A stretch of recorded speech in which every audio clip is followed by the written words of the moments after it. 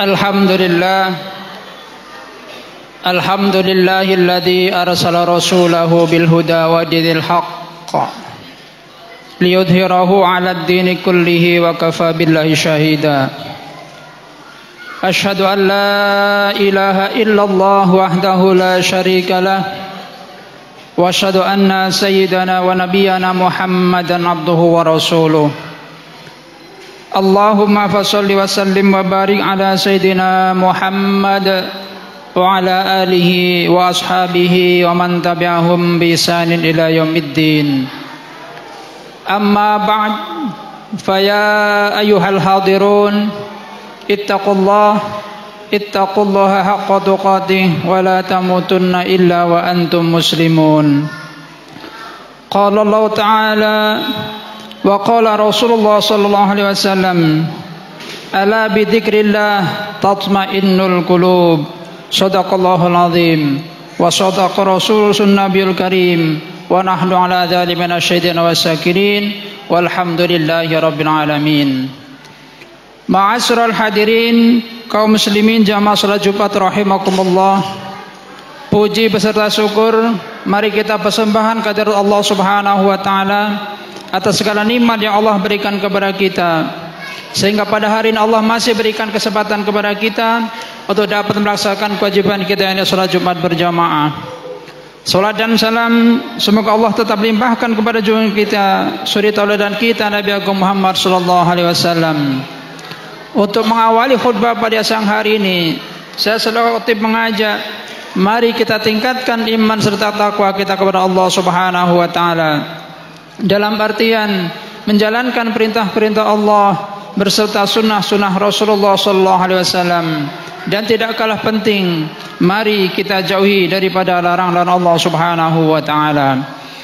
Ma'asyiral hadirin, kaum muslimin jamaah salat Jumat dimuliakan Allah Subhanahu wa taala. Manusia merupakan makhluk yang istimewa dengan diberikan bekal oleh Allah Subhanahu wa taala berupa perangkat keras, yakni berupa jasad, maupun perangkat lunak, yakni akal dan hati.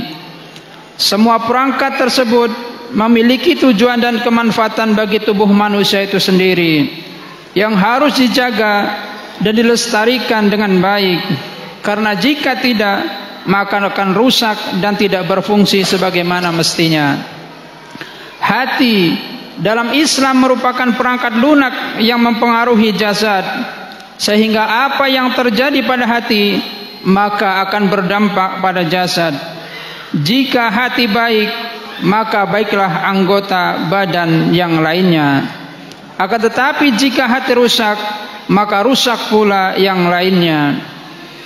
Rasulullah SAW dalam hal ini bersabda, ala wa inna fil jasadi mudghah idza saluhat saluhal jasadu kulluh wa idza fasadat fasadal jasadu kulluh ala wahyal qalb.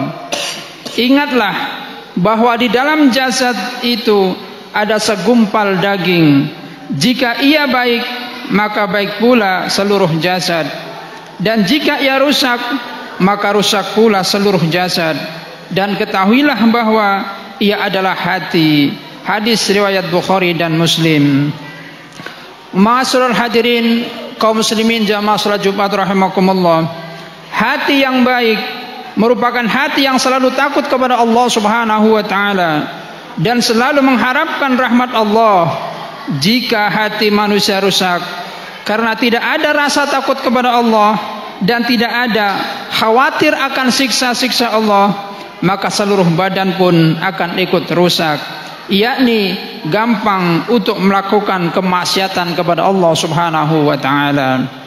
Oleh karena itu, kita sebagai umat muslim diperintahkan untuk selalu meminta kepada Allah Subhanahu wa taala agar dikaruniai hati yang baik, sebagaimana yang dicontohkan oleh Rasulullah SAW ketika meminta kepada Allah dalam doanya.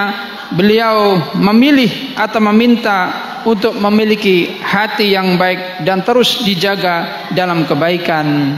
Beliau dalam doanya, ya muqallibul qulub, sabbit qalbi ala dinik. Wahai zat yang maha membolak-balikan hati, teguhkanlah hatiku di atas agamamu. Hadirin kaum muslimin jamaah salat Jumat di Allah Subhanahu wa taala, perlu dipahami sekuat-kuatnya hati untuk selalu istiqomah pasti ada rintangannya. Karena kita sebagai umat Nabi Muhammad SAW tidaklah maksum sebagaimana para nabi dan rasul, sehingga kita sepanjang hidup pasti ada melakukan kemaksiatan, dan salah satu penyebabnya adalah karena kelelahan hati kita terhadap Allah Subhanahu wa taala. Ma'asyiral hadirin kaum muslimin jamaah salat Jumat Allah Subhanahu wa taala, dalam kitab Nasaihul Ibad karya Syekh Imam Nawawi Al-Bantani disebutkan bahwasanya ada 6 hati yang rusak. Oleh karenanya mari kita bahas satu persatu dari 6 hati yang rusak tersebut. Ma'asyiral hadirin rahimakumullah. Yang pertama disebutkan dalam hadis tersebut bahwasanya bisa saja hati ini akan menjadi rusak. Karena apa? Karena perbuatan dosa dengan harapan kelak taubatnya diterima oleh Allah Subhanahu wa taala. Pertanyaan seperti ini berarti sama saja meremehkan dosa. Dan ketika kita meremehkan dosa, meskipun dosa yang ringan, maka dosa tersebut pasti akan menjadi besar di sisi Allah Subhanahu wa taala. Dalam hal ini Rasulullah sallallahu alaihi wasallam menjelaskan bahwasanya sesungguhnya kalian melakukan sesuatu amalan dan menyangka bahwa itu lebih tipis daripada rambut, namun kami menganggapnya di masa Nabi sallallahu alaihi wasallam itu sebagai sesuatu yang membinasakan. Hadis riwayat Bukhari. Maka dari itu, apa yang kita anggap kecil bisa menjadi besar di mata Allah Subhanahu wa taala. Meski diperumpamakan dosa itu setipis dengan seperti rambut, karena dosa kecil itu akan tetapi karena dia diremehkan maka lama-lama juga akan menjadi besar tentunya. Kaum muslimin rahimakumullah, Ibnu Battal beliau berkata, sesuatu dosa yang dianggap remeh bisa menjadi dosa besar, ditambah lagi jika terus-menerus dilakukannya. Oleh karena itu, jangan sampai kita meremehkan dosa-dosa kecil. Meskipun kecil, kalau kita lakukan terus-menerus, maka sudah pasti lama-lama akan menjadi besar tentunya. Ma'asyiral hadirin kaum muslimin rahimakumullah. Itu yang pertama. Berikutnya yang kedua, rusaknya hati adalah mempelajari ilmu namun tidak untuk diamalkannya. Mencari ilmu merupakan kewajiban bagi kita sebagai Islam, sebagai mukmin laki-laki maupun perempuan. Sebagaimana sabda Rasulullah sallallahu alaihi wasallam dijelaskan, "Thalabul ilmi faridatun ala kulli muslim." Menuntut ilmu itu wajib atas setiap muslim. Hadis riwayat Ibnu Majah. Kaum muslimin rahimakumullah, akan tetapi yang menjadi permasalahannya adalah banyak umat Islam sudah menuntut ilmu namun tidak mau mengamalkannya, sehingga ilmu tersebut hanya sekedar teori bukan praktek. Padahal ilmu yang tidak diamalkan bagaikan pohon yang tidak berbuah. Sebagaimana Malik bin Dinar beliau berkata, barang siapa yang mencari ilmu untuk diamalkan, maka Allah akan terus memberinya pertolongan kepadanya. Sedangkan barang siapa yang mencari ilmu bukan untuk diamalkan, maka ilmu itu hanya sebagai kesombongan semata. Hadirin kaum muslimin jamaah salat Jumat rahimakumullah. Oleh karenanya mudah-mudahan sedikit apapun yang kita dapat dari ilmu setiap hari, mudah-mudahan akan bisa kita amalkan dalam kehidupan kita sehari-hari. Kemudian berikutnya yang ketiga yang merusak hati adalah ketika beramal tapi tidak ikhlas karena Allah Subhanahu wa taala. Beramal merupakan perbuatan baik karena akan memberikan kebaikan bagi diri dan sekelilingnya. Akan tetapi kadang juga beramal menjadi tidak bermakna dan tidak berpahala. Ketika apa? Ketika tidak dilandasi dengan rasa ikhlas karena Allah Subhanahu wa taala, atau bahasa sekarang hanya sekedar pencitraan dan pansos semata. Dan ketika seorang tidak memiliki rasa ikhlas, maka hatinya akan bermasalah, yakni mengidap penyakit hati seperti ria, ujub, ingin dipuji dan sombong. Andai kata tidak ada yang memujinya, ia akan tersinggung dan malas untuk beramal kembali. Dalam hal ini diriwayatkan bahwasanya datang seorang laki-laki kepada Rasulullah SAW dan bertanya, bagaimana menurutmu ya Rasulullah, jika ada seorang yang berperang untuk mengharapkan pahala dan sekaligus ingin disebut namanya sebagai pahlawan, apa yang ia dapatkan? Kemudian Rasulullah SAW menjawab, ia tidak mendapatkan apa-apa. Kemudian laki-laki tadi mengulangi pertanyaannya hingga sampai 3 kali, dan Rasulullah tetap bersabda, ia tidak mendapatkan apa-apa. Lalu Rasulullah SAW menjelaskan, sesungguhnya Allah Subhanahu wa taala tidak menerima amalan kecuali yang ikhlas, hanya mengharapkan ridho daripada Allah Subhanahu wa taala. Ma'asyiral hadirin kaum muslimin jamaah salat Jumat rahimakumullah. Hadis ini dan hadis-hadis lain menunjukkan bahwa seorang mukmin tidak akan diterima amalannya jika ia tidak karena mengharapkan ridho dari Allah Subhanahu wa taala atas amalannya tersebut. Karena segala sesuatu yang disandarkan kepada Allah maka akan membuahkan keikhlasan yang mendalam. Dalam hal ini Rasulullah sallallahu alaihi wasallam dalam satu hadisnya menjelaskan, sesungguhnya Allah tidak melihat, tidak menilai bentuk tubuhmu dan tidak pula menilai kebagusan wajahmu, akan tetapi Allah menilai keikhlasan daripada hatimu. Hadis riwayat Muslim. Ma'asyiral hadirin kaum muslimin yang dimuliakan Allah Subhanahu wa taala, disebutkan juga dalam hadis yang lain bahwasanya seandainya salah seorang di antara kamu melakukan sesuatu perbuatan di dalam gua yang tidak ada pintu dan lubangnya, maka amal itu tetap akan bisa keluar. Ini artinya tetap akan dicatat oleh Allah Subhanahu wa taala menurut keadaannya. Oleh karenanya mudah-mudahan segala amal ibadah kita yang dilakukan semata-mata ikhlas karena Allah Subhanahu wa taala. Ma'asyiral hadirin kaum muslimin rahimakumullah, berikutnya rusaknya hati yang keempat adalah memakan rezeki Allah namun tidak mensyukurinya. Rezeki merupakan karunia Allah Subhanahu wa taala yang diberikan kepada hamba-hambanya. Jadi sudah sepantasnya kita semua untuk selalu mensyukuri dari setiap apapun yang diberikan Allah Subhanahu wa taala kepada kita. Malam yashkuril qalil lam yashkuril katsir. Barang siapa tidak mensyukuri yang sedikit, maka ia tidak akan mampu mensyukuri sesuatu yang banyak tentunya. Hadis ini menekankan bagaimana mungkin seorang dapat mensyukuri rezeki yang banyak jika rezeki yang sedikit saja ia tidak mampu untuk mensyukurinya. Hal ini juga dikuatkan dalam Al-Quran surat Al-Baqarah ayat 172 bahwasanya Allah Subhanahu wa taala menjelaskan, wahai orang-orang yang beriman, makanlah di antara rezeki yang baik-baik yang kami berikan kepadamu dan bersyukurlah kepada Allah jika benar-benar kepada Allah kamu menyembah. Ma'asyiral hadirin kaum muslimin jamaah salat Jumat rahimakumullah. Kemudian berikutnya yang kelima yang merusak hati adalah tidak ridho atau tidak puas dengan pemberian Allah Subhanahu wa taala. Ridho dengan pemberian Allah merupakan sifat qanaah yang akan membuat hati seorang mukmin merasa cukup dan merasa puas dengan rezeki yang dimilikinya.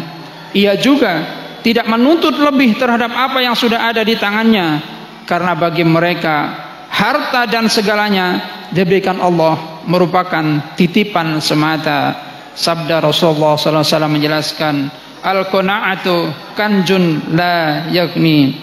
Qanaah merupakan kekayaan yang tidak pernah musnah.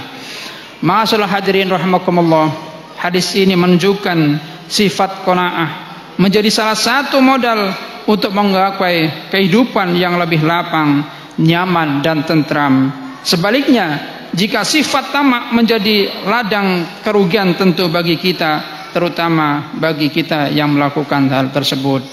Sungguh mulia orang-orang yang qanaah dan sungguh hina orang-orang yang tamak. Mudah-mudahan kita terhindar dari sifat qanaah. Hadirin rahimakumullah, berikutnya yang terakhir, yang keenam, rusaknya hati adalah mengubur jenazah namun enggan mengambil pelajaran dari kematian mereka. Kematian adalah takdir seluruh makhluk, manusia ataupun jin, hewan ataupun makhluk-makhluk lain, baik lelaki ataupun perempuan, tua ataupun muda, baik orang sehat ataupun orang sakit. Oleh karena itu, sebaik-baik manusia adalah yang dapat mengambil hikmah dari peristiwa kematian, karena kematian bukan hanya sekedar takdir, melainkan hikmah dan nasihat untuk orang yang masih hidup. Disebutkan dalam sebuah hadis, Rasulullah SAW menjelaskan, perbanyaklah mengingat pemutus kelezatan, yaitu kematian. Hadis ini menyuruh kepada kita, disuruh untuk mengingat kematian agar senantiasa kita selalu ingat kepada Allah Subhanahu wa taala. Karena apa? Karena dengan mengingat mati, seorang insyaallah akan bisa menjadi mukmin yang cerdas dan mukmin yang berakal.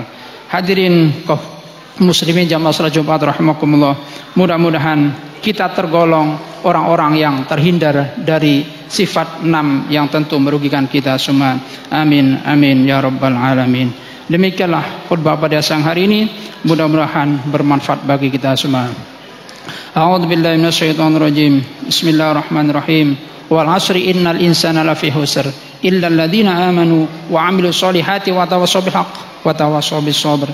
Barakallahu li wa lakum fil Qur'anil Karim wa nafa'ani wa iyyakum bima fi mil ayati wa dzikril hakim wa taqabbalallahu minni wa minkum tilawatahu innahu huwas samiul alim. Aqulu qouli hadza wastaghfirullahal azim li wa lakum wa lisa'il muslimin wal muslimat fastaghfiru innahu huwal ghafurur rahim. Allahumma salli wa sallim ala sayyidina Muhammad wa ala ali sayyidina Muhammad.